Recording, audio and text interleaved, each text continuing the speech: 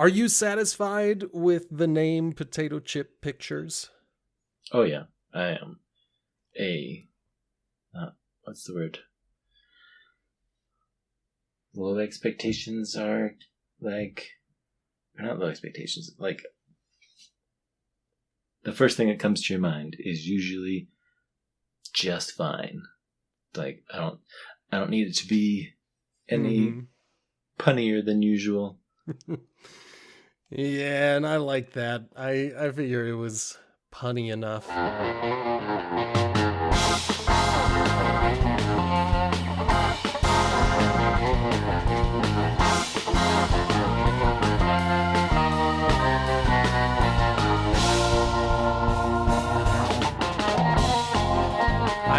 I will start us off, and we'll see how it goes. We'll see how it goes.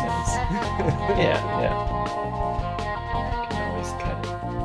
Exactly. Hello and welcome to Potato Chip Pictures, a podcast about movie franchises. My name is B. Sammy Davis. My name's Justin. There you go. What are we going to be talking about? I mean, Potato Chip Pictures, a podcast about movie franchises. Yeah, I think there's a good amount of franchises that I'm interested in living through and seeing. Like, I think I watched The Bourne Identity like a lot more than I ever watched that last one. And I think there's even 4. Oh, or maybe 5. I have only seen the first 2 of those. Yeah. I think the first one was great. I think the second one was probably good, if I remember. But we're starting with James Bond. Even older. Of which I only know most of the recent stuff. And in terms of historical context, I don't know anything.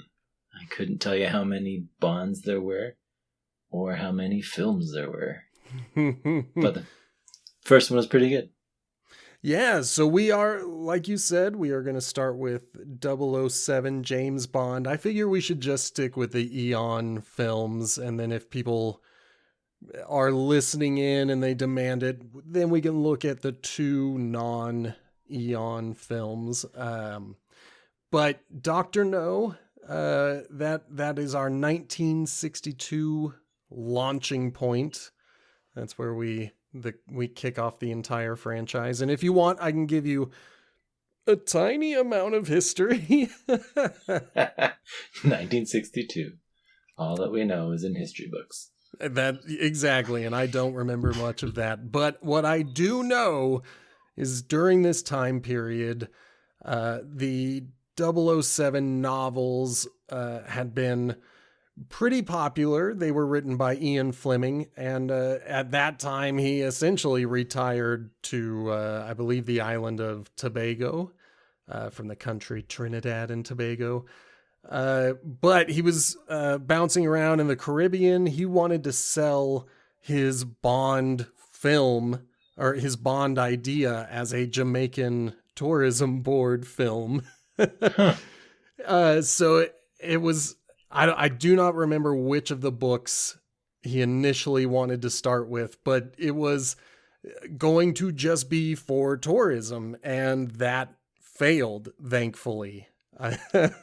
Because what a world we would be in if James Bond were just associated with Jamaica tourism. Yeah.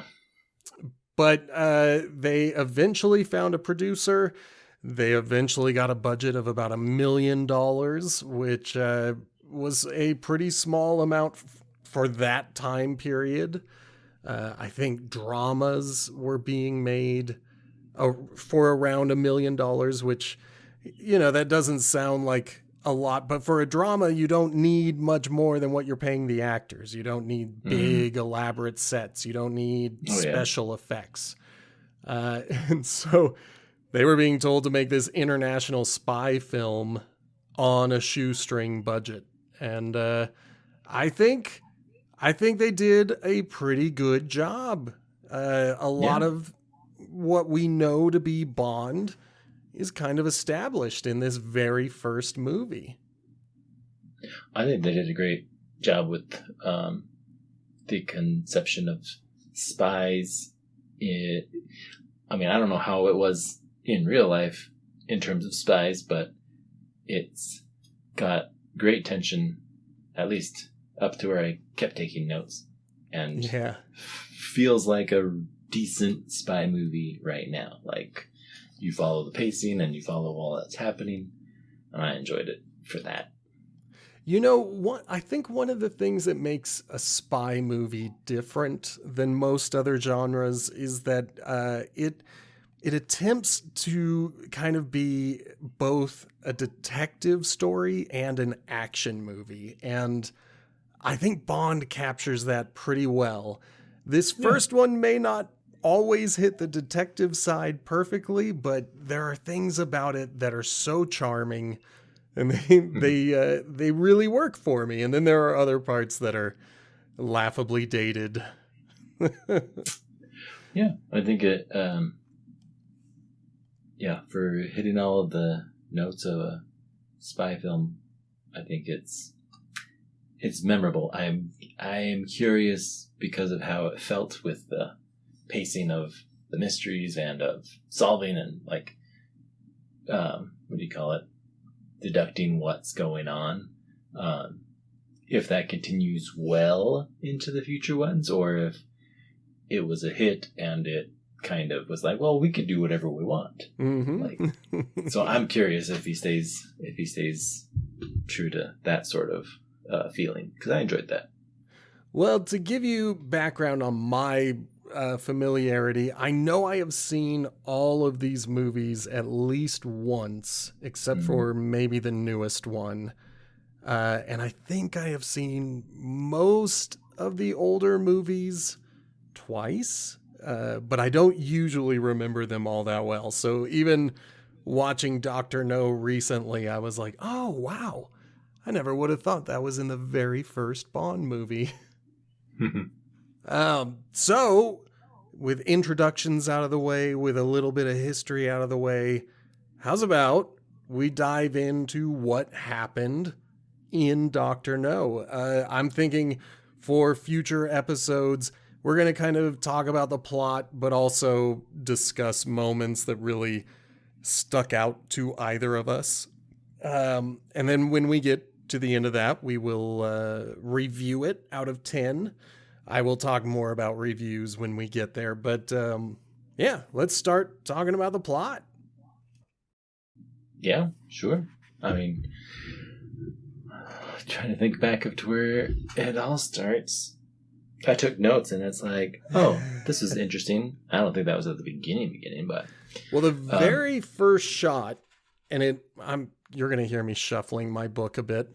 The very first shot is the iconic circle scroll. Oh, I mean, it's the difference here is that it starts with the producers or the production company, and then it pans over to Bond, and we get the reverse assassination. I didn't realize that very iconic imagery is there from the beginning. It is there. It's always there.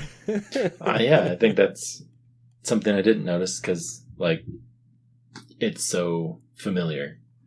I didn't jot down that note, but it was nice to see that sort of continuity, I guess.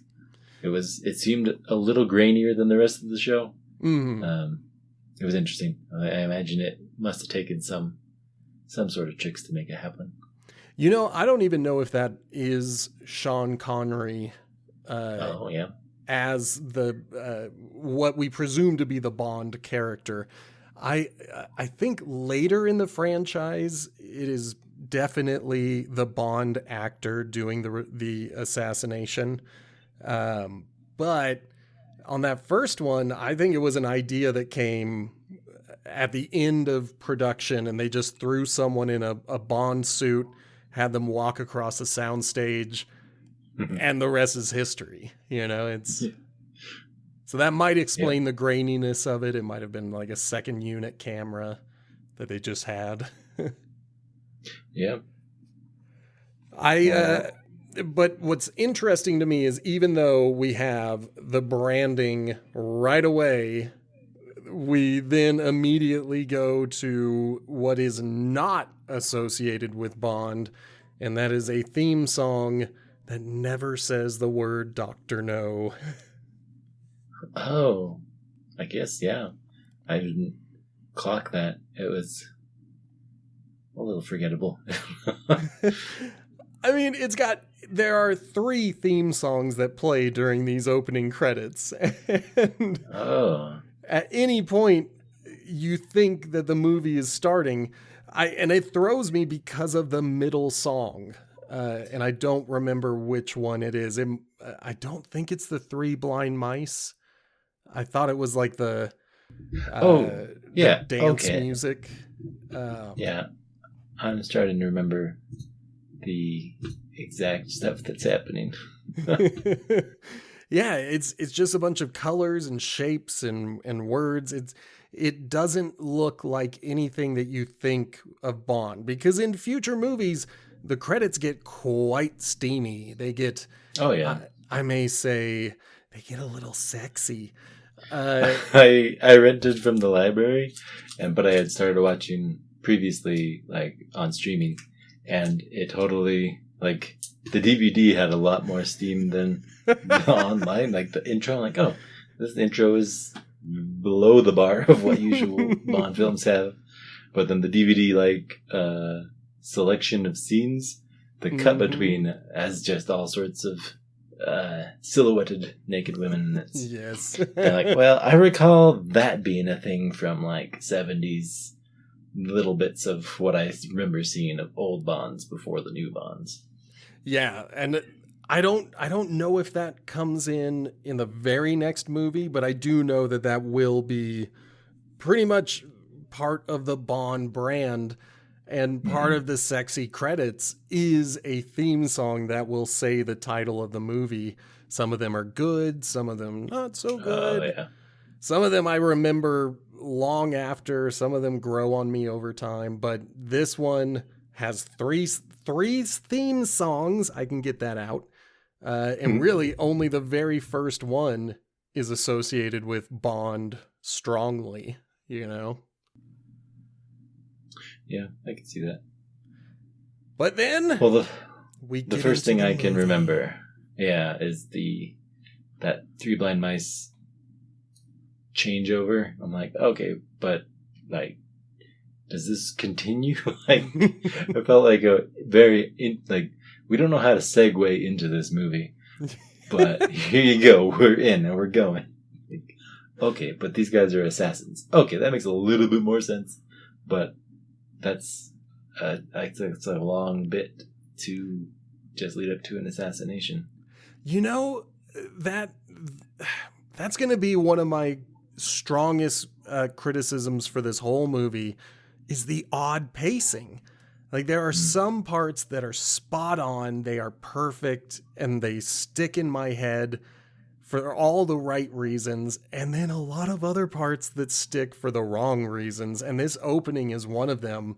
Like, we follow the 3 blind men, and then we go to I think they're playing cards around a table, but there's 4 white guys doing something. One of them leaves the table, and it turns out the 3 blind men are actually assassins, and they're going to shoot him and kill him. And then we cut to another house. Like, there's no repercussions for them killing someone. We cut to another house, and there's some spy stuff going on, and it's super cool. And then someone else gets killed. I kind of followed on that stretch, but it was like, well, he's supposed to report, and then it was an assumption to be like, oh, this is probably where he's supposed to go report. Didn't expect those people to get dead either. I mean, it's all a long walk to get us to the British government, where we meet MI6. And like, that part probably could have been condensed, but this is our very first movie. I understand we need to go into the offices. We need to see Oh, yeah. We need to have someone assigned to go get 007. But that was one of those scenes where I was like, I mean, I get it. It's the very first one. We got to set the tone. But at the same time, I'm like, come on. We had a bunch of spy stuff just happen. Like, send someone immediately. Don't give me all of the middlemen. Then we get this card game that I know nothing about. And I'm just looking at it like, okay, so it's just like heads up poker and you just play against the other person, but it's just who has a better hand. I'm like, okay, I can see that being a form of entertainment in this era. I think the game, well, I know the game is called Baccarat. Yeah. But I don't know anything about the game. No, 100%. It looks cool with the paddle. But it's one of Bond's superpowers. He plays this game and this game alone, and he always wins. Well, I mean, not to get ahead of ourselves, the remakes that I've watched, and it's like, well, I'll see how long he sticks with Baccarat, and when does it switch off to something new. But yeah. I do know that my first notes for this movie after all that are, how do you play that card game? Is it only adversarial? Like, I feel like that might be a little bit of a theme of Bond in general. It's only one dude, but every single time it's him versus something. Like, the first Bond that I ever watched was GoldenEye, and just the beginning of all that, and then, like, you know, up to the jump off the cliff, feels so, I would say, video game-like. I'm sure that some other literature would clarify it as something different, but it feels the same feeling of just being the odds against you, but hey, guess what? You're amazing at this spy thing, and you're gonna get out of it because you're a protagonist, I guess. Yeah. Well, and that's a really good point, because I don't know if we have ever seen him playing multiple people. I don't even know if the rules of Baccarat allow for multiple opponents, or if it's always 1v1. I don't know anything about the game except that Bond always wins. Oh, I think on a non-new one, or maybe it is the one with Brosnan, he plays some random game, and I don't think it's any cards at all. I feel like it's, or maybe it is. It was on some giant, like, you know, Star Wars, those radar screens that they have, where they're just like lines and plexiglass, and they're lit up so they look cool. Interesting. I have this random image in my mind of Bond playing basically a video game as one of his card game type things. Well, I mean, the good news is, in the future, we will get there. We'll get there. Well, we don't even have the agent who is sent to meet Bond actually meet Bond. Instead, we get, like, the note gets delivered. Oh, yeah. I think the note gets delivered, but we're really just watching him seduce his opponent. Right. I kind of have it going at high speed in the background, and I think the dude that he's supposed to meet is just staring through the window at him. He leaves, but you don't see the meet. Yeah. Yeah, like I think just delivering the card is fine, and I wonder if there's a deleted scene somewhere. Yeah, they actually meet. Let me see. I'm trying to see where I don't even remember if he... Okay. So for some reason in my head, I had it that they finish the card game and go straight to his apartment. But no, we first need to go back to MI6 where Bond can get his assignment. Mm-hmm. We gotta send you to Jamaica. Yep, it's a terrible place. But we get to see Moneypenny for the first time. We're seeing some of the standard Bond characters who will always appear. I don't know if we meet Q in this movie. Maybe in Jamaica. I think we meet him in Jamaica. But for now, we're just getting the assignment. Yeah. We're getting the new upgraded. I'm curious if it was some sort of advertising. You can't take a Beretta. You got to take a English gun, I think, or something. The PP7, the Walter PP7, and I do know, I wrote this down because I know all of the lore of this. So, when Ian Fleming wrote his Bond books, Bond always walked around with the Beretta. It was his favorite gun.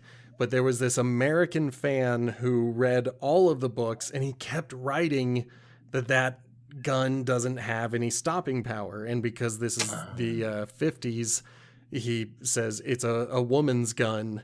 And so eventually Fleming meets with this guy, and he has this demonstration, and he's like, look, the Beretta has a tendency to jam, but also it doesn't have a lot of stopping power.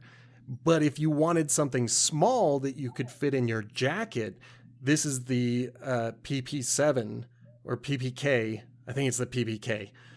This gun has a better stopping power and a more reliable firing. And so the books changed. And then when the movie came about, I'm pretty sure Fleming told the writer and was like, even though it's in the books, we got to stick with the new gun. The new gun is what he would use. So, well, that's interesting lore. Yeah, it's not necessarily an ad, but it was a big enough deal that it got put specifically into the movie that, like, even though the book is going to have him using the Beretta, he's going to be using the PPK from here on out. That's pretty cool. Yeah. So then we get to his apartment.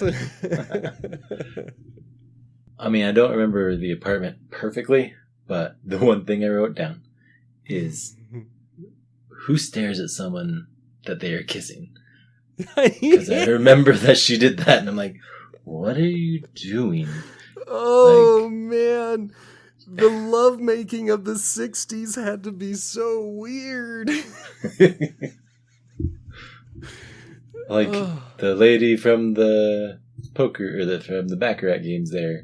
But, I mean, like, I feel like in terms of love scenes, that one remained relatively tame, and in terms of our modern sensibilities, it felt pretty, like, what do you call it? Average? Like, yeah. Mid. Yeah, I'm like... Yeah, like another one of his superpowers is his seduction and love making, but we don't get that here. Yeah, I feel like it's oddly aggressive while also being I will admit it's a bit more flirty than I think he is with any other woman in this movie at any other time. Yeah. But yeah, like the lady almost got shot at the beginning though. Yeah. There's that. Yeah. I don't know, like I always get this impression that Bond is super famous in this universe, but clearly this lady doesn't know that he's licensed to kill. And, you just jump into your apartment with a gun at any time. Yeah. That's how you come back in and you think somebody's there. I'm like, okay. Well, the cut from that scene to this one felt like an appropriate type of one. But he gets to the Jamaica airport, I have no idea which exact one. We are hard cut right into the mission. Yeah. And he's very observant. blocks the camera. I didn't catch that the first time. That was really good because later on he says that I spoiled your shot when we saw you at the airport. He holds up his hat very quickly, like you can't really see it on camera. I didn't notice it. Yeah, it's very subtle, and you have to be watching to see the little motion. But from her angle, I guess I can see it. I absolutely love this other spy's half-shaded glasses, like sunglasses. Those look like my grandmother's sunglasses, like for the beach. I mean, I would rock them. They're very interesting style. I would not rock them. Oh, man. And then we also meet the cab driver. And so we've got 3 people watching Bond right away. And I do think that's one of those touches of brilliance that this movie has. Like, there's so much stuff going on, and that's part of the mystery. You know, this isn't, we're not watching Sherlock Holmes. We're watching James Bond. But Bond has to do it right. And so he's got to solve a mystery before he goes in guns blazing. Yeah. Or heck, I'm like, he's preparing to get ambushed while kind of keeping it cool, keeping it normal. I feel like later on other iterations, he's about the same way, but I don't know that I've seen him quite confront it and make it and turn it the advantage around. I think that is one of Bond's more characteristic traits, is he will spring the trap. You know, he'll walk into danger because he knows it's coming. And so I think he feels like, well, it's easier to deal with this if I see it coming than if I try to go around it.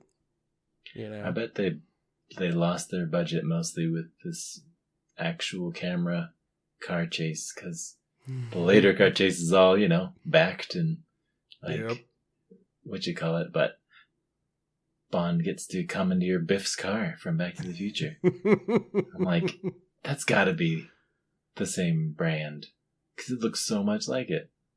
Yeah, I mean, a lot of cars from that period did kind of have a look, but when you say Biff's car, I start to see it. I'm like, oh man. Oh yeah. I hope he doesn't crash into some manure. I'm like, that looks so much like it. I'll have to franchise after Bond, you know, after however many films of Bond. Back to the Future. That's a good vote. That's a good vote. I don't remember how long the car chase takes, but I do know that eventually it turns into a fist fight with the driver, and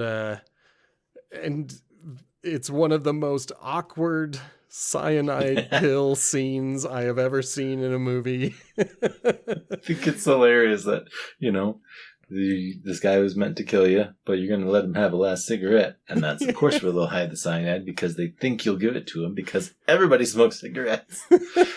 And he watches him. He watches the guy ponder this cigarette and then take a bite out of it. And it's like a full 30 seconds later that he finally decides to try to get it out of his mouth. It's like, it wasn't very effective. No. And a dead man doesn't speak, and so the mystery has to continue. And so, you know, that's one of those things where I often have to think Bond is not Sherlock Holmes. He's not Batman. Yeah. It's wrote down that he's paranoid, but people are definitely trying to kill him, so paranoia is a plus for him. You know what? I think you wrote that down in relation... I don't know, but I think I left a similar note for his hotel room, where he goes in and leaves all these little traps to see if anyone tampers with his room. And I think this is the movie that I did see that first little hair trick. I think there must be some other one that also does it, but like, I don't know, like, that's not really jumping too far, but in regards to that, I'm like, the what do you call it? When he does check those traps, I don't think he checks the closet. I'm like, I was thinking the same thing. I don't remember him even checking the traps. well, he went over to the closet door, and it looks like he looks, and it isn't there, but he doesn't like open the closet, and it's. I wonder if it was just in terms of how it was shot or something, because I'm like, well, if you set that and it's missing, like, don't you want to know what somebody opened it? I feel the same way, and I feel fine with jumping ahead. For those of you wanting a bit more plot, rent it from the library. He talks to a few more people, but when he comes back to his room to check his traps, he doesn't do anything about it. He still goes to bed. Yeah.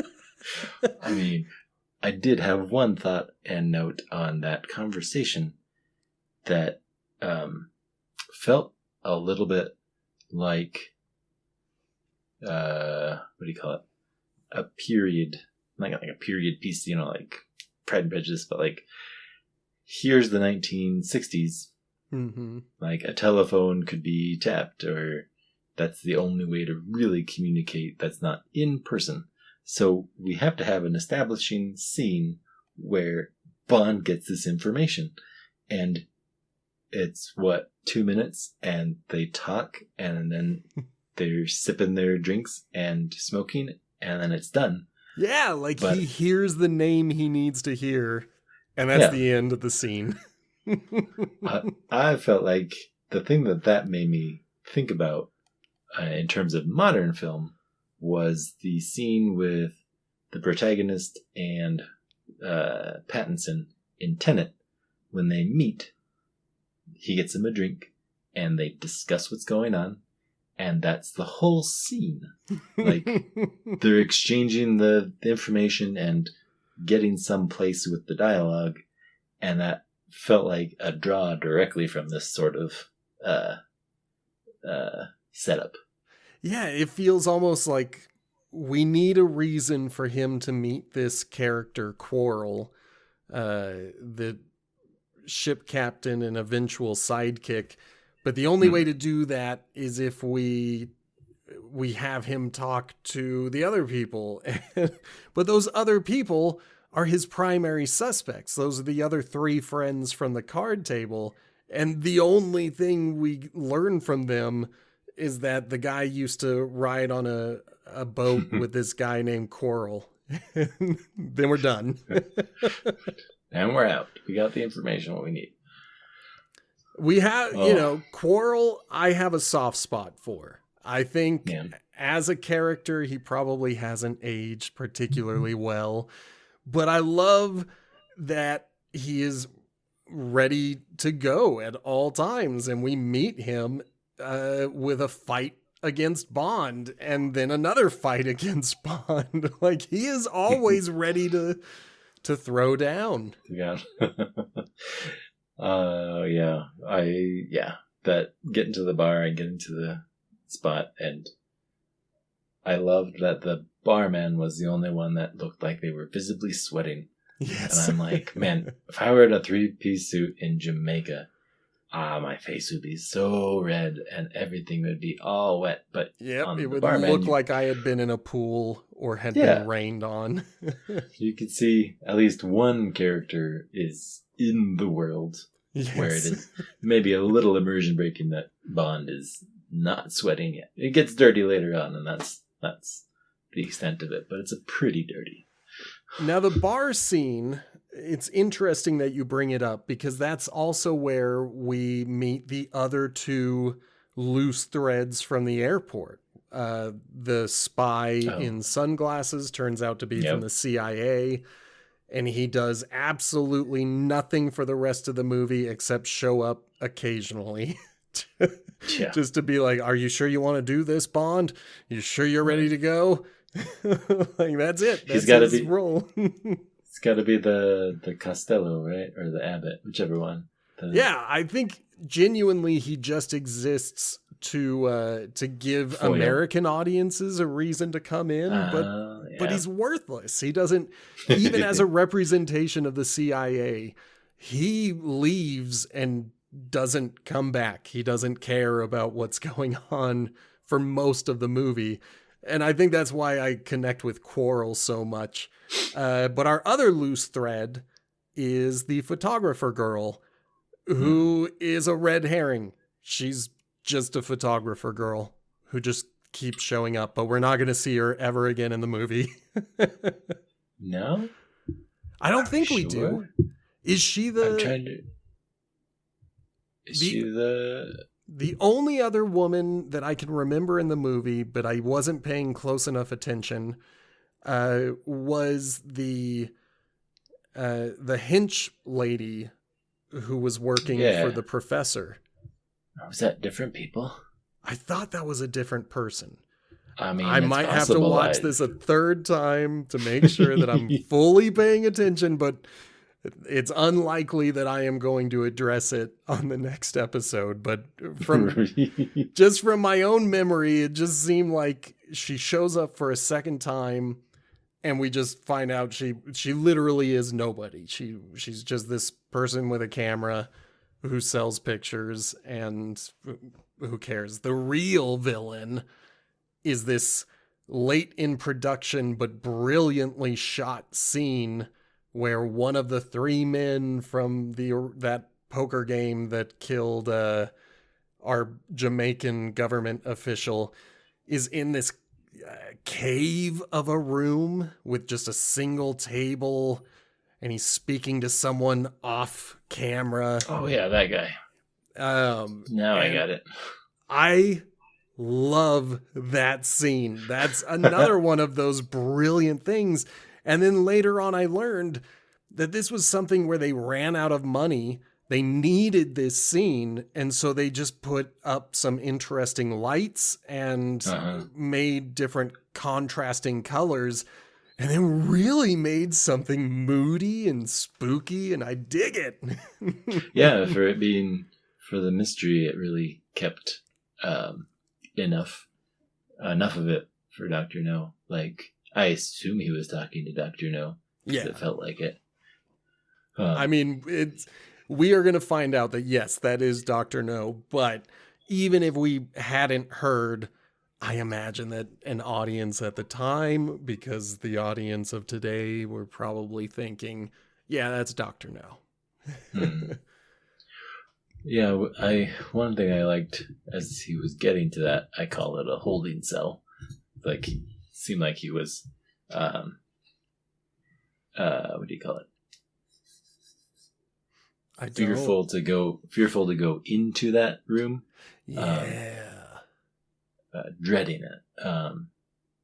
His travel to the villain's lair made me appreciate the fact that they may not have been able to set up a camera on the boat to get a close-up of the henchman going back to the lair, because it was so many nice establishing shots of the boat's going here.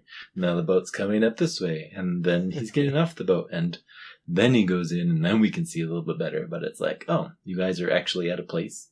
It's like a outside set. Like, it was so nice. It is very interesting, and I had not noticed that, but I don't know if there are many on-boat shots. I think there's one with Bond. Like, if Bond's on the boat, they'll put a camera on it, but I don't know if anybody else gets to have a camera on their boat. But then we finally meet what is going to kill Bond in his, hotel room. Box. With a very interesting shot that, because I know how it's done, I can see it every time. Most people who see it are like, hey, that was pretty good. I wrote down that it was a very convincing, I think you call it composition shot, because it's there, you can see it on Bond, but like you can kind of see the glass, but it's also just Yeah. like non-reflective, so it looks like him. And we are, if of it was course, anywhere close to him or not. referring to a tarantula, which is Yes. not a very poisonous spider, but spider. It's big and scary. Exactly, scared, and that's all audience. we need for a movie is big and scary. And yeah, they did it by putting glass between Sean Connery and the spider. But that also means that Connery would have to move because at one point the spider starts to walk on the air. And so he kind of presses his shoulder up against the glass and keeps the spider appearing to look like it's crawling on top of him. But of course, we never would have gotten in this situation if all of his little traps had worked. If he had actually cared that his room had been tampered with instead of going to bed, presumably topless. Yeah. I mean, it's Jamaica. You wear a 3-piece suit out at noon, but going to bed, that's when you just do the shorts. Oh, man. And it's a great... I don't know if I'd say it's great. It's an iconic scene that I think about all the time, but I don't love it because there are just parts where I'm like, why didn't you check your room before you went to sleep? You knew someone was in there. Yeah, felt like why, other than the audience needs to see him beat these other attempts at his life. Why wouldn't you just go check the trap? That makes a little more sense, I assume. Yeah. But then somehow Bond figures out that the professor is actually working for Dr. No, and he seduces Dr. No, or the professor's assistant. They agree to meet at her mountaintop chateau, and he somehow avoids getting murdered. Oh, there's the car chase. Yeah, car chase on the way up. He defeats we get our next car chase by being a small enough car, and I assume it's a British car of some sort. Oh, it's tiny enough to go under the crane, and the other one, with its practical effects, goes over the edge and explodes like any car would do. Yep, we have no idea what kind of henchmen were driving the car. Henchmen. They were just strapped with dynamite and ready to go. But we get to the mountaintop and we get our next trap. I do enjoy this somewhat problematic encounter with the assistant. I like that we know that Bond knows that this woman is one of the baddies. We also know that if things go according to plan, that professor will come to check and finish the job with Bond. And so there's a lot about the scene competition that composition that is fine. I didn't count how many shots the professor had, but once again, instead of getting any information, Bond kills the dude. See, and I feel like I took that understanding of Bond maybe shooting first and not getting to any questions later from the newer Bonds. And so if that's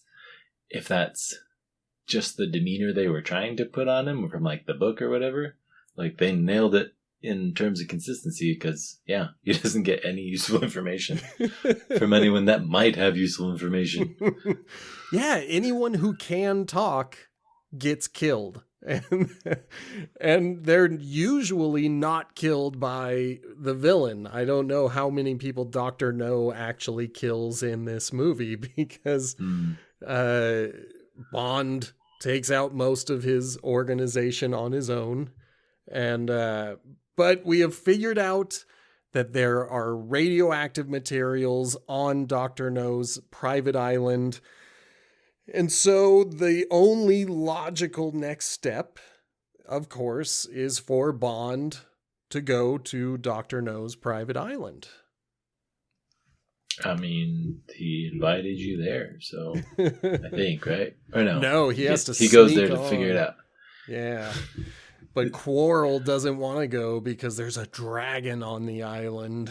It's interesting. I was like, this odd fear. Like, I guess it kind of feels explained, but still out of place once it does. So I'm like, that's not a dragon. Exactly. I hate the dragon. Like, that doesn't make any sense. It doesn't look like a dragon. It doesn't sound like a dragon. There is nothing about it that would make me think, oh, dragon, especially in the daytime.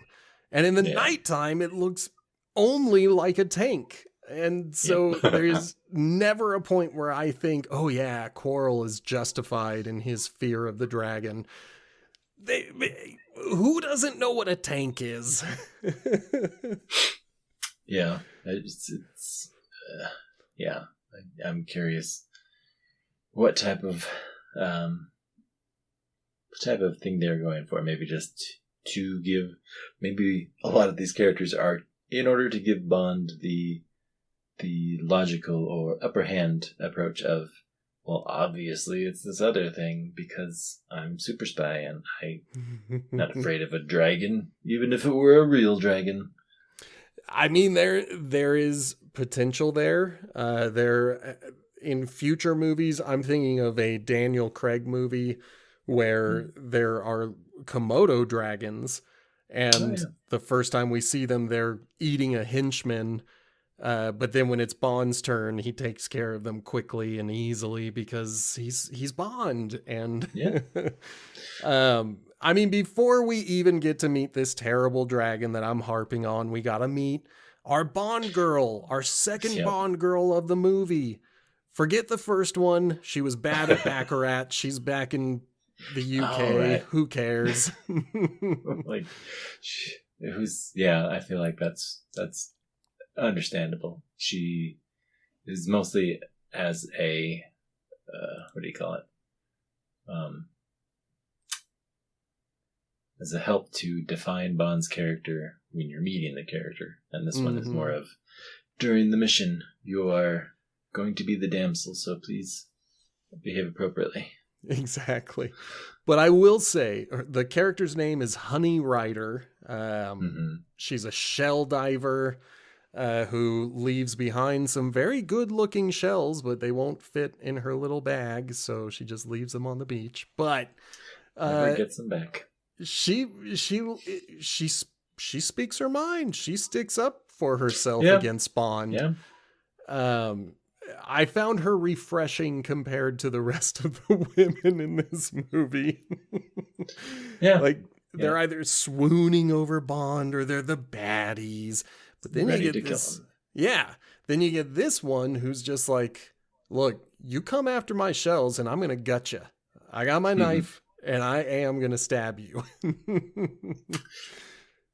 But they get to run away. I really love the bamboo breathing scene with the unnecessary kill at the end. I mean, they played it up as being very thorough searchers, but it is like, well, like you didn't. I mean, you have to because he saw you, but I mean, he probably could have just kept breathing and waited, but he had a gun. We've got, on this island, Dr. No also has essentially a private army, and they know that Bond is on the island. And apparently they also know that Honey Rider is on the island. We don't know if they know anything about Quarrel. Doesn't matter. He's not going to make it. So to escape these people, they go up a river, they find bamboo, they cut it, they use it as a breathing apparatus. They get away scot clean from the big group of searchers. So they all get up, they're all getting ready to move, but then one lonely dude is coming, and so Bond's like, everybody get back in the water. Except for Bond, who stays above so he can knife this guy. This one lonely person who doesn't know that they are there. He wants to kill him. Just let's get this one guy. He's more like, I can take on one guy with a gun with the element of surprise, but a group of 5, no. They'll get me. Yeah, especially with dogs. But he doesn't even need to kill that one dude. Like, it's just so unnecessary. Just let him keep going. But I guess they didn't want to make noise. They didn't want him to hear. They're tired of breathing underwater. So kill the guy. He can't hear anymore. We're good. And then finally, that night, we finally get to meet the dragon. The dragon. Sadly. Yeah. Quirrell doesn't make it. He gets right up into the flamethrowers and gets murdered. And that is the end of the fight. Bond has lost all appetite for fighting and gives up so that they can totally capture him. Beat the tank before you killed one of us. Yep. Now we're down in numbers. Now there's only one of me, and I just don't want to do that. Yeah, I'm like, probably could have pulled the guns and Quirrell would have given up, and all of them would have given up, but... Yeah, we could have still had Quirrell. But I guess someone has to die who's, one of the good guys. So maybe it's because I like him so much. Sorry, go ahead. Well, you can't just not raise the stakes. Like, that's a good point. Someone has to die. Yes, one of the heroes, one of the lovable characters has to bite the dust. It just sucks that it was Quirrell and not the CIA agent who does literally nothing. We are now on a radioactive island with the main terrorist of this whole movie, and where's the CIA? They're not here. Giving you all the materials that you need to take over this island. Yes. Basic, average CIA. I will train you on guerrilla warfare for radioactive islands. That's the most I can do. Well, then they have to get captured and give themselves up, and they go to this decontamination place, which is, I feel like, thorough for someone that is, as far as I can understand his plan, just sending an interfering signal. I'm like, oh my goodness. Radioactive. Yes. Make this happen? I'm so glad you caught that with me. Because I was like, there is no way I heard that right. Essentially, the word radioactive kind of sounds like the word radio. And so Dr. No reveals that his master plan is going to be to disrupt the U.S. rocket program, which is currently sending space rockets, but he just wants to ruin it for all rockets. And his master plan is to gather radioactive energy and transmit it by radio to Cape Canaveral. And we don't know how it interferes with the rockets. It's just radioactive radio waves. I assume that since the rocket... this is a trying to peel apart the fictional, but I could see it being the rocket once launched, doesn't have anything to connect it except radio and to give it instructions. Maybe. I don't know what other communication thing, wireless communication that they had at that time. I think you're right. Unless it's light. If it's jammed, then it might not receive signals from something. I feel like most of the computers would have to be on the rocket to sense what's happening and then still guide it or something like that.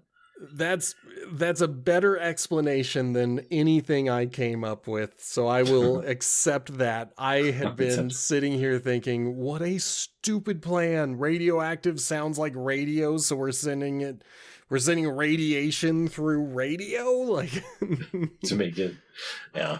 But I can accept radio interference. That I'm fine with that. That can exist. As much as we skipped over his actual introduction and dinner with I was James about Bond. to say, I do want to go back and point out that our famously Chinese Dr. No is not Chinese. Chinese German. Heavy emphasis on German. German, yeah. Yeah.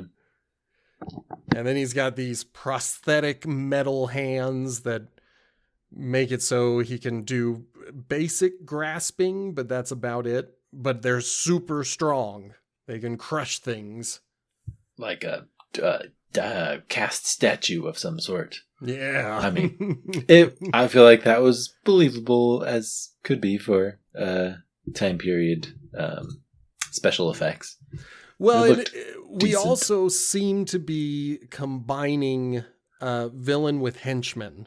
Like, there seems to be a pretty common thing with most Bond villains where they are the brains, and then they'll have a henchman who has some kind of special gimmick.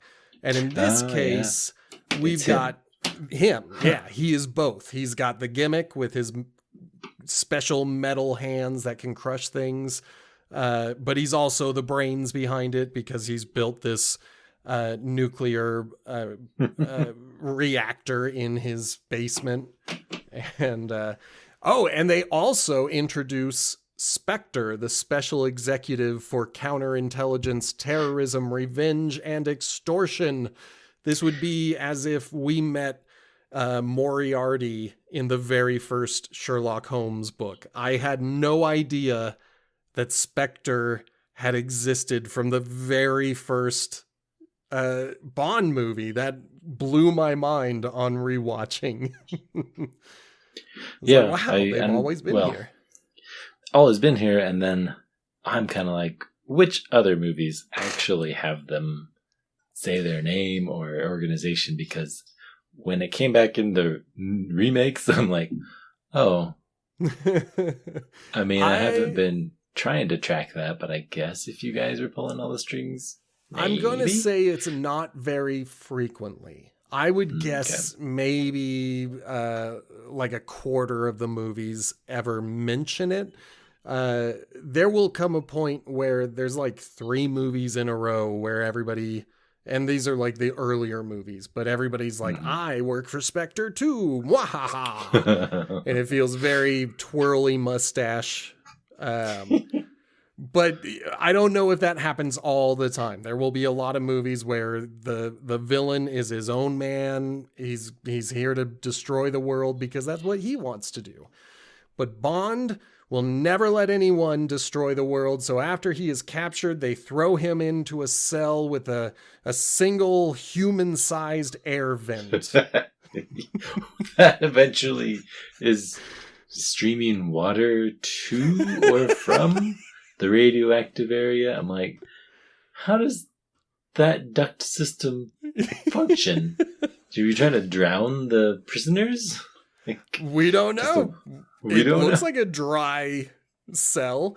And to escape his room, he grabs the cage on the vent, and it's electrified, and it shocks him, and it sends him flying backwards. And that's the end of the electricity. It's off now. Yep. It's a one time only. He can just get out now. That was a nice break to be like, here's Bond up against a environmental hazard, and he has to wrap his belt around his hands and not burn his hands on the hot pipes or the hot water. It was a little unclear. The steam from the heat of something that's warm. I think they're saying the pipes are what's hot and that the water is coming through to cool it. And it's only because I've watched it too closely, but like while his hands are protected, he keeps bumping his arms against these very hot pipes. And I guess that doesn't matter. It's really only his dainty little fingies that he can't touch. Gotta keep him safe.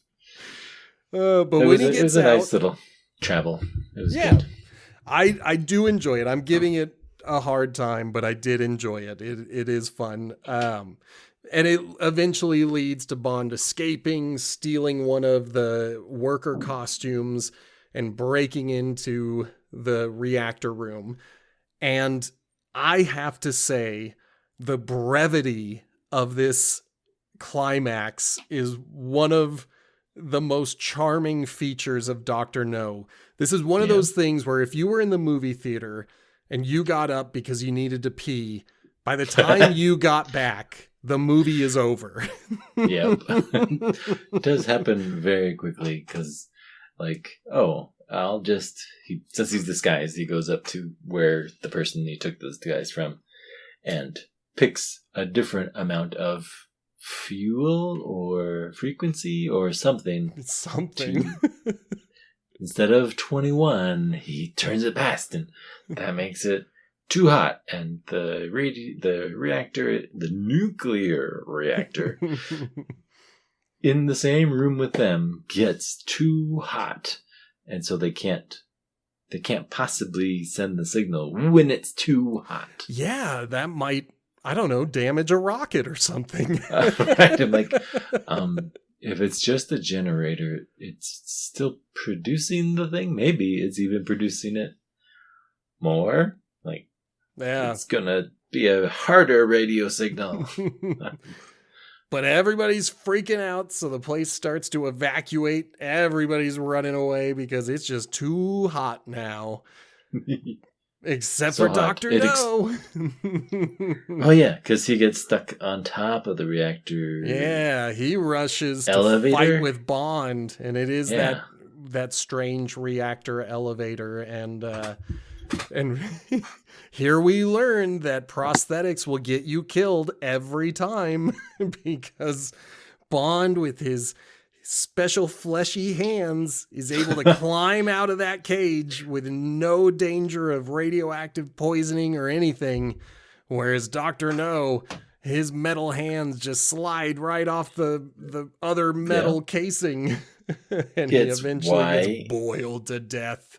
That's why he had to keep them safe in the hot pipe to use them. Yeah. And then we have to escape the island. It's just going to be Honey Rider with Bond running away. They find and steal a boat from someone who doesn't seem all that beat up about it.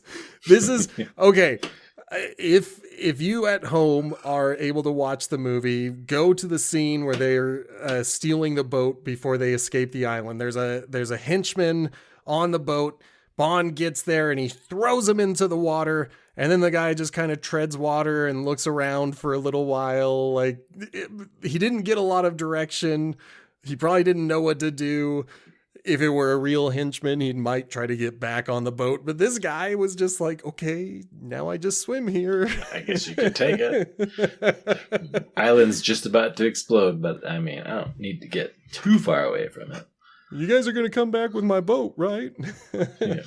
Unfortunately, that engine just didn't have enough fuel, and Bond and Honey get trapped floating in the ocean or the sea, the Caribbean, which it really isn't a problem for Bond. He loves being trapped with a woman in open waters. It's going to be fine.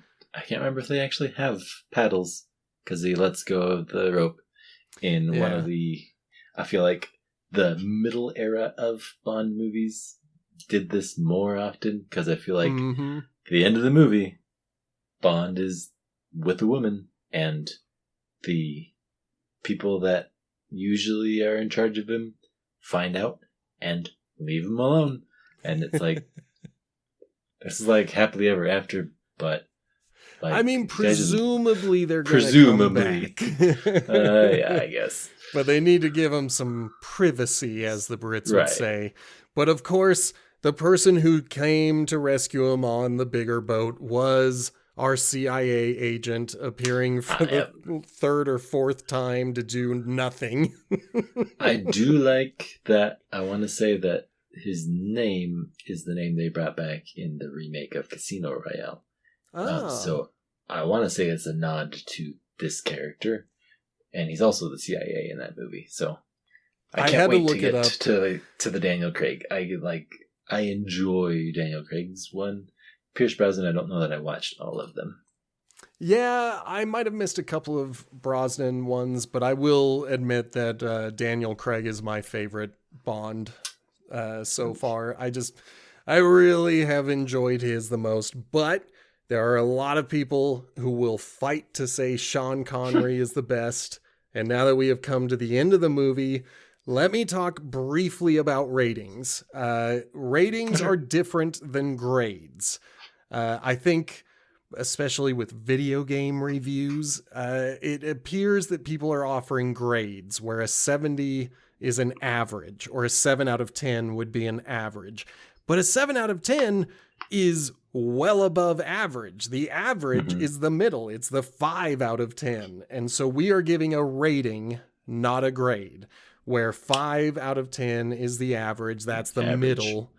And then everything below 5 means it might not resonate with everyone. Everything above 5 means might resonate with more people.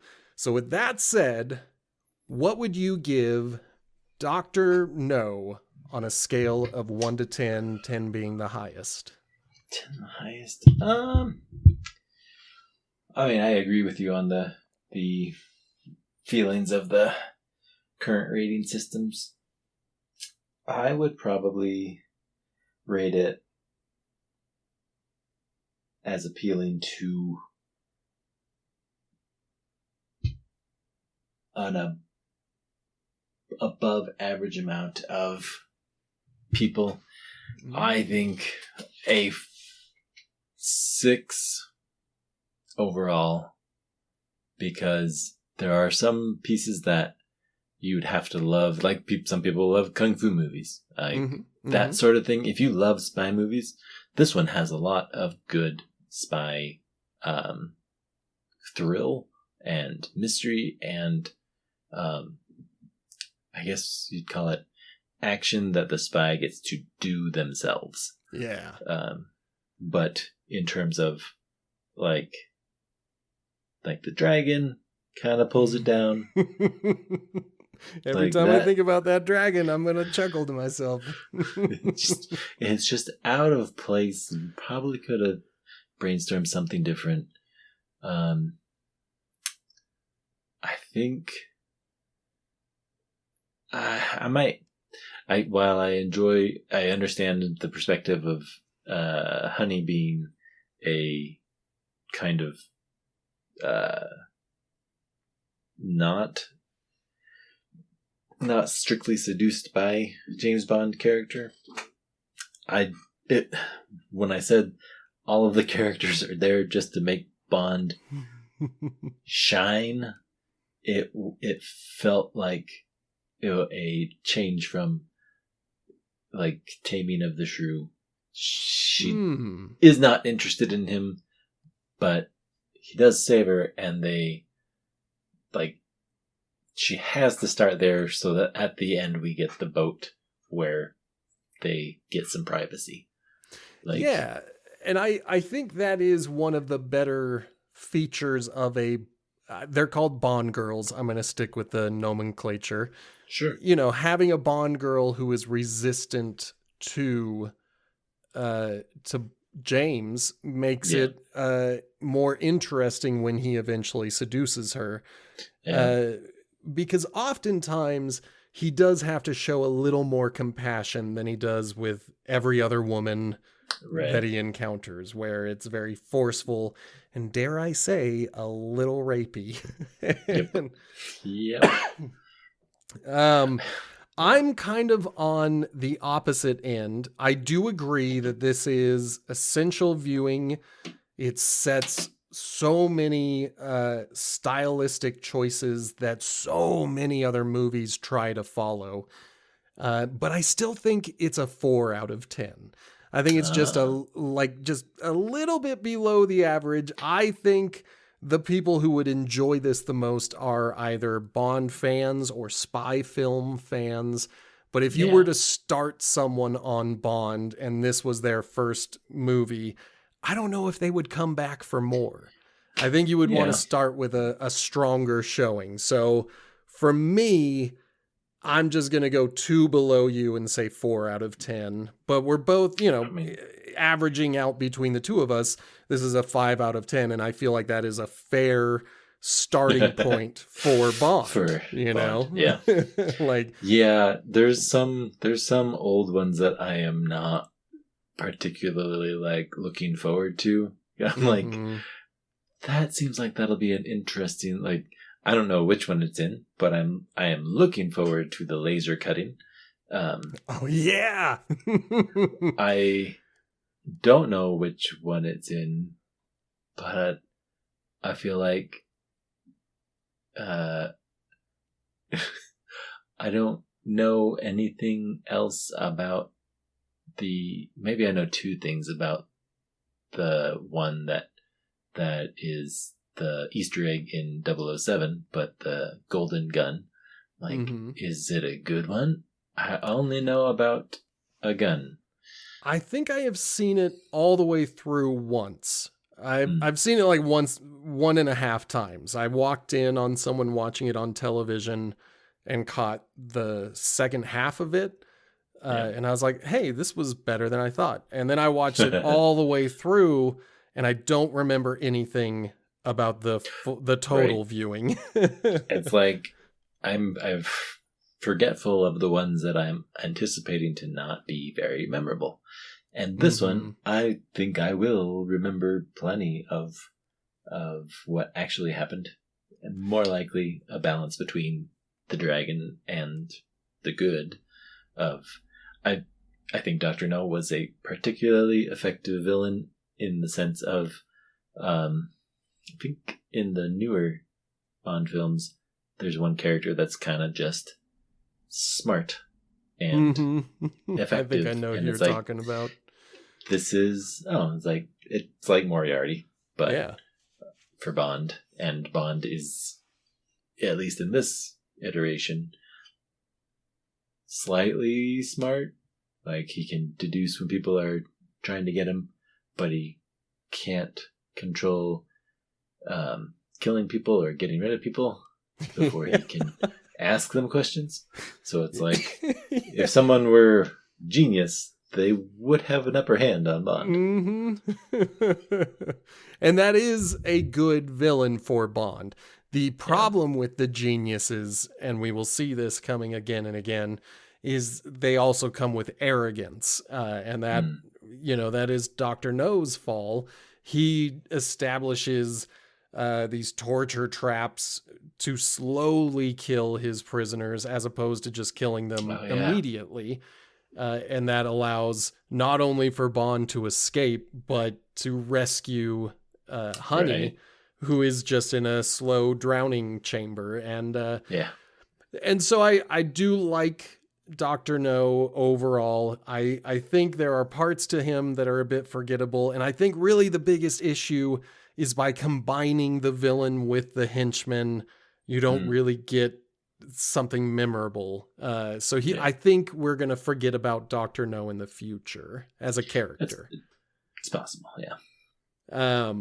I do know that for me, some of the worst, at least the ones that I dislike the most, the Bond movies that did not resonate were the Roger Moore era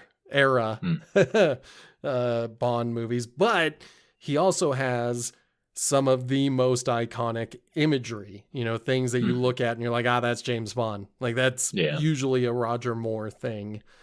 So I'm excited to do the rest of this series. I'm thinking we can do it weekly. We can try to come back again next week. I need to figure out all of the technical stuff, like how to publish and all that fun stuff. But I think we can get through 007, and then we will We will come back to discussing if we're going to do the Back to the Future trilogy as our next franchise to look at. But I think this has been a productive use of our time, and I hope you agree.